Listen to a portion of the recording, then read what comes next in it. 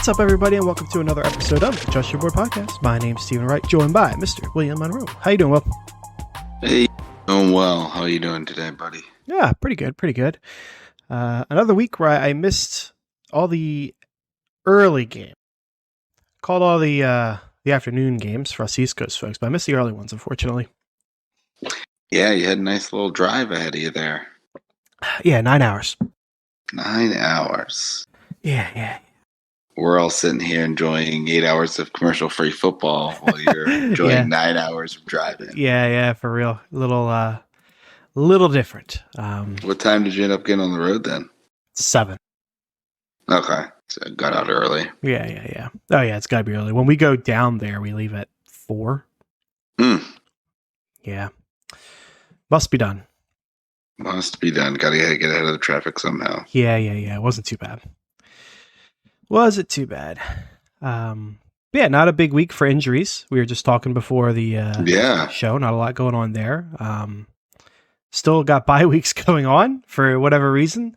Week 13. Yeah, next week is next week's going to be the big one. It looks like there's 6 byes in week 14. Wow, really 6?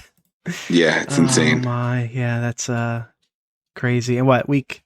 I guess 15, most playoffs will be getting 15, 16, 17, right? I think so. So yeah, basically the last week of the regular season, we're going to have a big bye week. So want to start planning for that as well as week 13.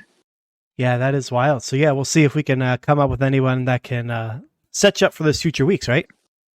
Yeah. So for this week here, you've got the Cardinals, and then you've got the Panthers. And so obviously, few Cardinals, maybe a Panther or two that people are starting, but not a huge issue from a buy standpoint. But in week 14, does get a little bit more dicey. Oh, hang on here. Trying to pull up my listing here for week 14 buys. The week 14 bye weeks we're looking at the Falcons, Bears, Packers, Colts, Saints, and Commanders. That's a lot, but it's not the worst teams in the world, really. Yeah. Most teams you probably have maybe 1 or 2 fantasy assets on, but yeah, not a lot of fantasy assets on all of them. Yeah, it's like you said, like 1 or 2 people. Like Falcons is no one really at this point. Mm-hmm. London maybe, Washington here and there, like McLaurin. Yeah. You said Packers, right? Packers. That's probably one of the bigger ones. Yeah. With some running backs and receivers there. Yeah, for sure. So, it'll be interesting. That'll be a tough week. So we'll have to really dive into those waivers next week to see if we can find any resolutions. Yeah, that'll be an interesting one for sure. Couple of injuries with Travis Etienne, Michael Carter, and Elijah Mitchell. Some running backs that got hurt. Looks like Etienne's going to be fine. They said he could have come back, but they held him out. But Carter has a sprained ankle. Elijah Mitchell, I believe, was a knee sprain. So that could be a multi-week injury. I think still more information to come on those two. Yep.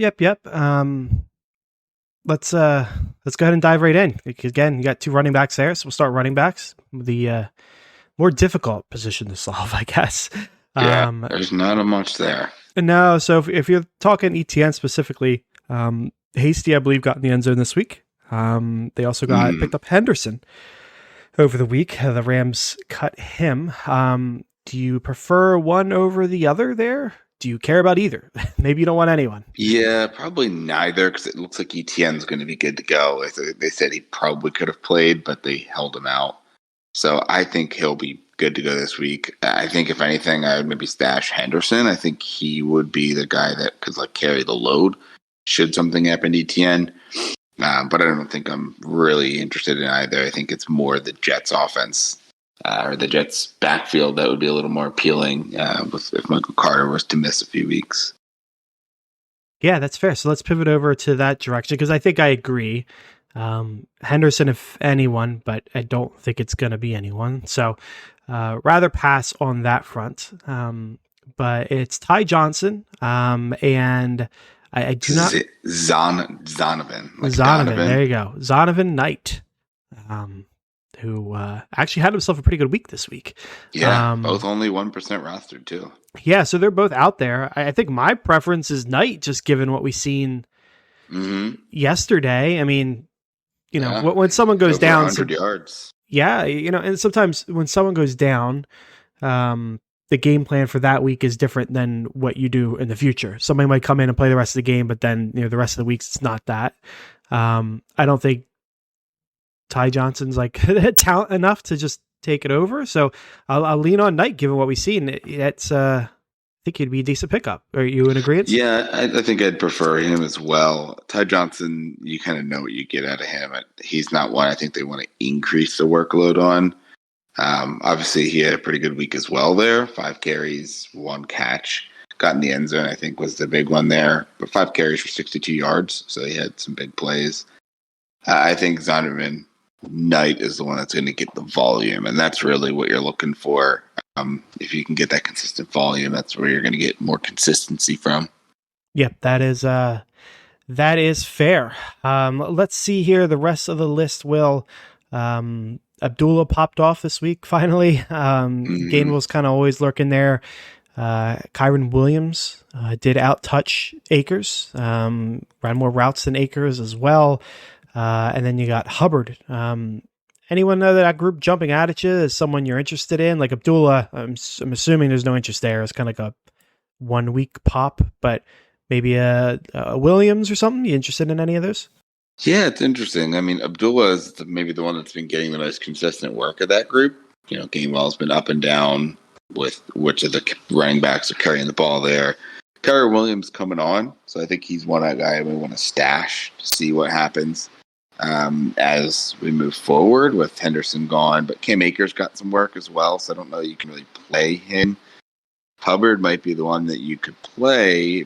He's going into a bye week, so obviously you're not going to use him this week, but he's one of 2 that seems to be getting most of the work when healthy.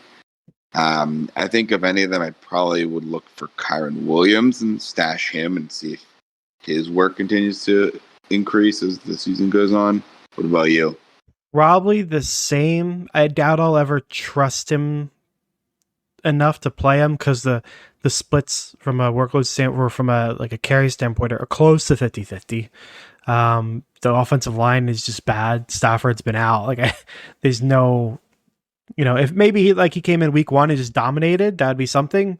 And just took all the work. But if it's going to be 50-50 behind that bad line, I'm not sure I'll ever start him. But he is the one. He's got the best opportunity, I think, is the most interesting. You're probably more so just watching him for next year, though.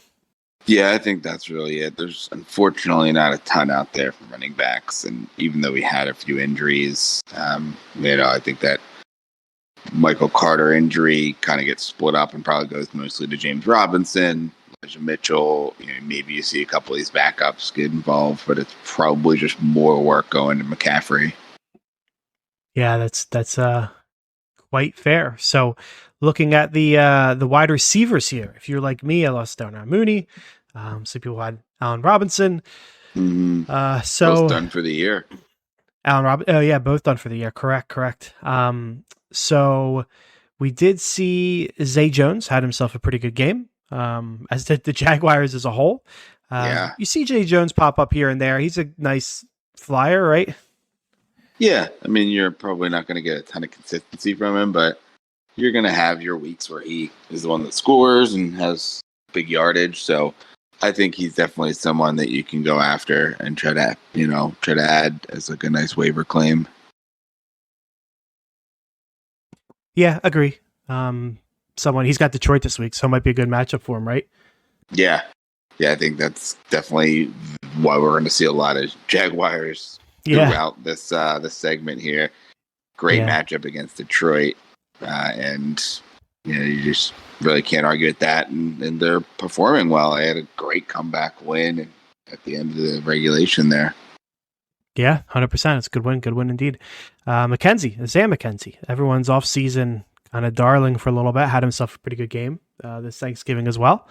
Got New England, tougher matchup, but you interested in him?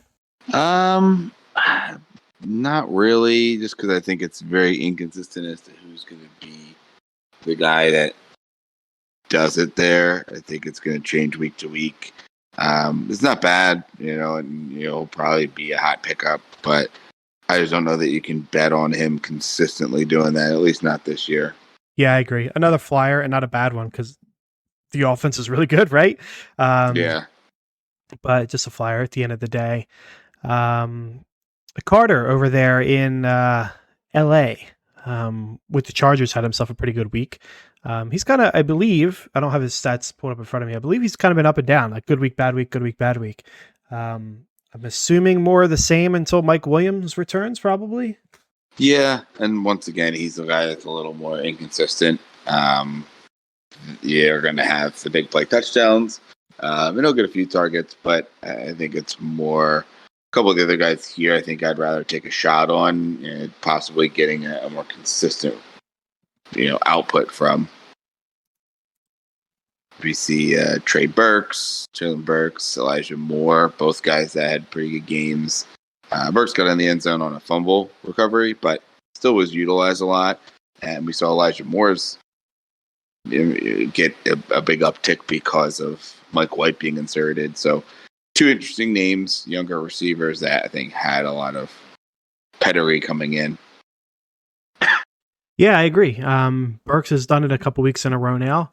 Kind of fits that mold of, young player that could be, accelerating in the second half of the year. Tennessee also looks like they're putting it together a little bit.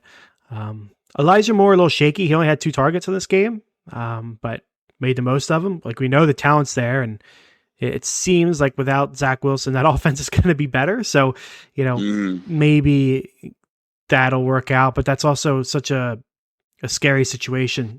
He could have another good week this week, then you'll go to stardom and, he'll complain on the sideline and be benched the rest of the game. Yeah. It's been a rough Granted, go. he did only have 2 targets. Yeah. For 2 catches, 64 yards. So, yeah, hope to see that increase. But if the offense continues to play well and they have some decent matchups coming up, I think it's an opportunity for someone you can stash. Yep. Matt Collins had himself a good game. He's been popping off season here and there. I don't really expect that to change. And then Nico Collins, 3 good weeks in a row. He's not like setting the world on fire in our half-point league, pretty much 7.3, 7.4 the past 2 weeks. So he's not winning you weeks, but he's not a dud either, getting plenty of targets. Do you prefer one over the other between Hollins and Collins? Probably Hollins. I just think that offense is a little more explosive, and you obviously the target share is going to a little smaller slice that he's going to be able to get next to Devontae Adams. But Brandon Cooks definitely chews up a lot in Houston. So while I think both are decent, guys to have as depth, I think I probably would lean Matt Collins over Nico Collins. What about you? Yeah, probably. Same situation as you. Like, I trust the offense a little bit more.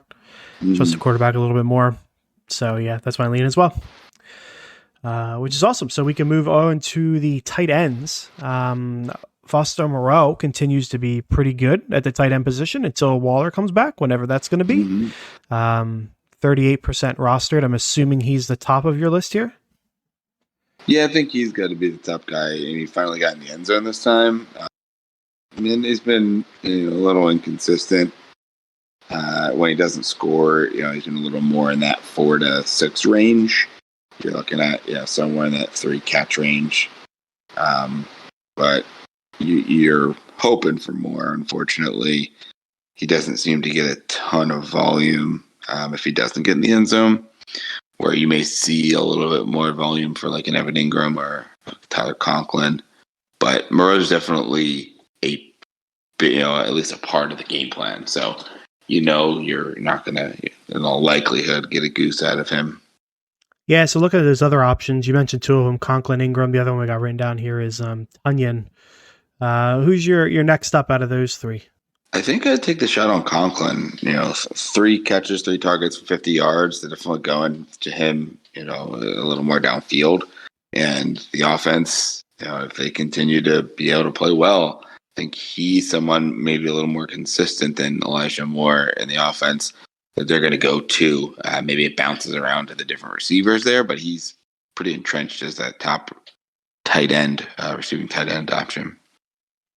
Yeah, I agree. And again, the overall offense could be better as well. So I'm with you. I will take Conklin there. Not to the other two can they can pop off, but Conklin could be a little more consistent, but decent upside as well.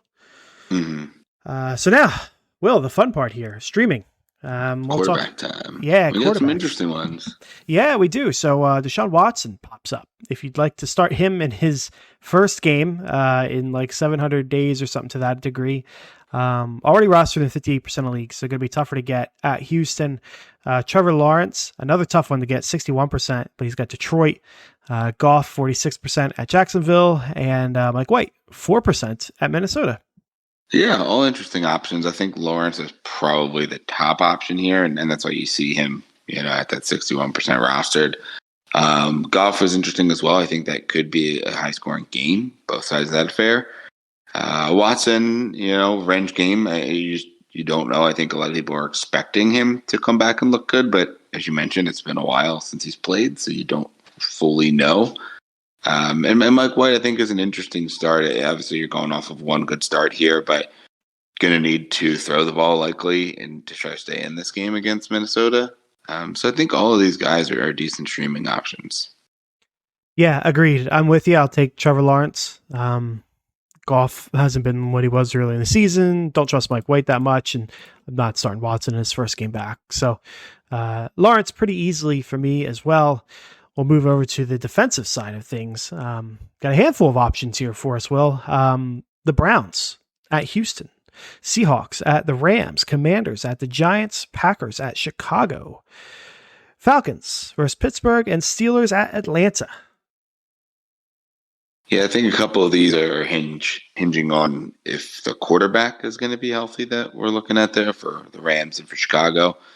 I think both Seahawks and Packers are decent starts if you're going up against a backup quarterback versus a team like the Commanders, who's pretty solid defense going up against a Giants team that's maybe coming back to earth a little bit. I think they and the Browns would be my top picks, but I would look to pivot to a Seahawks or a Packers possibly if that starting quarterback they're playing is not healthy.